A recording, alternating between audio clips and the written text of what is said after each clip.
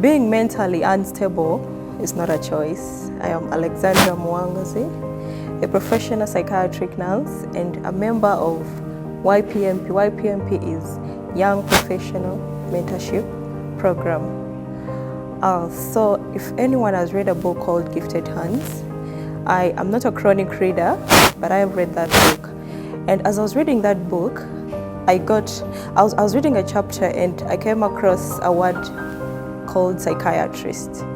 And at that moment, Ben Castle's mom was getting treatment because she had a problem with her mental health. So I decided to check up the word psychiatrist in a dictionary, and I got to know that a psychiatrist is a person who treats people who are mentally sick and have behavior conditions. So when I was in senior 2, that was 2015, it was from that moment that I knew that I wanted to be a psychiatrist. And so the journey started. I kept on, getting to know more about mental health. I joined clubs at school. I joined the Red Cross Society. And I also joined another club called WASWAM. WASWAM means the world starts with you. So when I joined WASWAM, we used to go to different places talking about our mental health and also visiting shelters of girls that had mental health problems and talking to those ladies. So it continued on. I left school, and by the time I left school, I told my mom during vacation that I wanted to be a psychiatrist. So she tells me, will you handle them? They are violent, according to what she had said so far.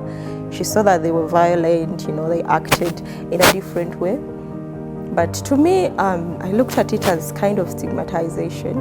But when you're ignorant and you do not have any single knowledge or idea about what these people are passing through or whatever they are facing, you might not know.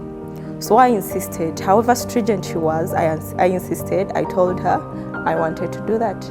When I talked to my father, he was totally fine with me. So when results come out, I didn't do well in sciences because from way back, I was a good art student. I was doing literature and not the sciences. And I was given a combination that had the literature and no science. I decided not to do it. I told them I'm not doing that. So they told me, we shall pick a combination for you and maybe you could do the sciences. But I feared. I said, what happens if I reach there and I cannot do the sciences?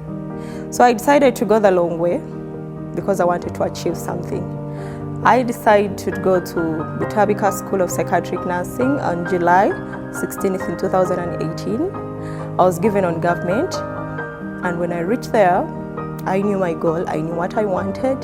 Still in Butabika, I joined clubs. I joined the Butabika Youth Club, and during, it was one of the semesters, in conjunction with Butabika Youth Club, with Butabika Hospital, Kampala, Uganda, we had a program called, in conjunction with the Silimulalu, is kind of like an organization, and Silimulalu means I am not mad. And we had that it was like a run advocating for what we call mental health, because these people are treated less human than what they really are. And we do not get to know that they are not what they are. The recovery is possible, but it's only through us that the people can recover. Because in an estimation, it's a data in the World Mental Health Program data. It shows that over 450 million people are mentally sick, and only 90% of the people, of the population, I can say, get to receive treatment. And when you come back to our own Uganda, over 14 million people are mentally sick, and only 30% of the population get to receive what we call treatment. Why? Because of the ignorance. People really do not know what these people are facing. When you look at even the psychiatrists that we have in the country, there are only 53, and over 4,000 medical doctors. It goes back to the schools. Probably the teachers, while giving career guidance, do not talk about mental health. They do not talk to these children that also mental nurses exist, and they're out there. They need them to treat the patients out there. Because Initially, it is said that we are all mentally sick, but the degree matters. The people who are worse off than us, and what have we given back to those people? When you meet someone on the road that is mentally sick, and the person is throwing stones, maybe beating up people, what do? Do you laugh at them? I think that should stop. Because the same way you get malaria and you have signs like nausea, you're vomiting, you have fever, it's the same way those people experience. Those are signs and symptoms. They are episodes, if I may say. So when I was in school, I was really welcomed, if I can take you back, by the patients. My mama told me that, the clients are violent, this and this will happen. But I insisted. I told her, we are taught. I shall learn how to manage the patients. And this is how I was welcomed. As we're moving, I remember vividly, it was 15th of August in 2019, and we're moving on the hospital compound. I remember, I think we had started what we call clinical replacement when you're doing nursing, and a patient was coming towards us, and the rest, I think I was absent-minded, if I may say, and I was hit by a patient on the left side of my breast. Actually, my breast was hit. Very painful, something that took me a week when I was admitted in hospital, but I didn't give up because it was too much. Remember, it was the first clinical replacement. I had a choice to say that, you know what, I can no longer go with this.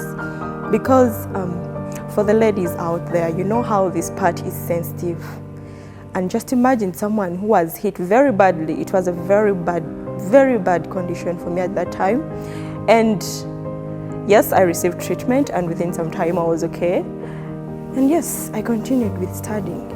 But then after some time, I realized whenever I used to rest on my bed, by that time they were telling us you screen, and they were screening for cancer, breast cancer.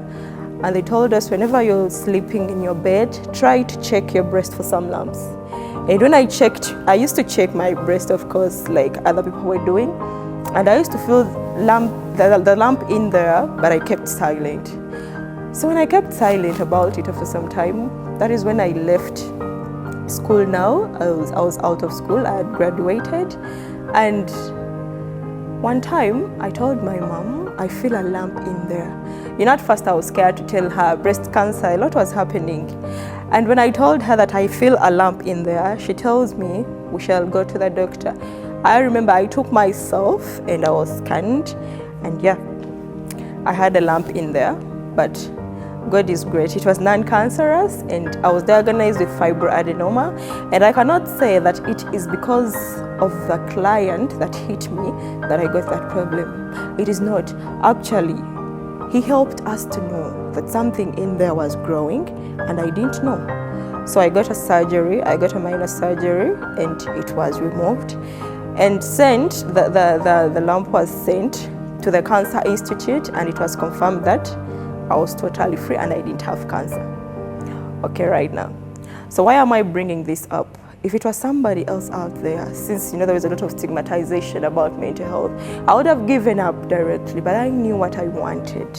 So the issue comes back to people out there who might know someone that is suffering from a mental illness, or maybe you have a sibling, you have a friend that would really love to advocate for mental health. We can start from, you don't even need to do that course. You can just talk about it. You be the change that the world wants to see, and you talk about it. Because Bill Clinton says that mental illness is nothing to be shamed about, but the stigma and bias shames us all. I did it. You can also do it. Thank you very much.